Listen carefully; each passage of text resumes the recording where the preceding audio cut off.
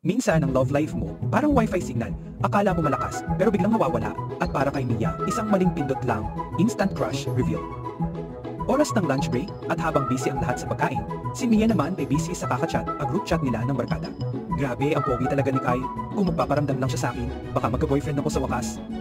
Hahaha! Chat ni Mia. Napatawa ang bestie niyang si Lara.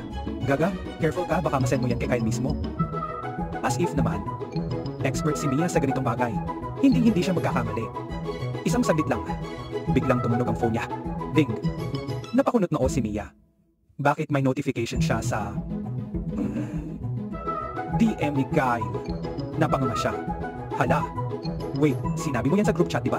Tanong ni Lara. Oo, namumutlang sagot ni Mia. Bakit? Bakit sa DMs ni Kyle yung message mo? Natatawang sagot ni Lara. Nanlamig si Mia.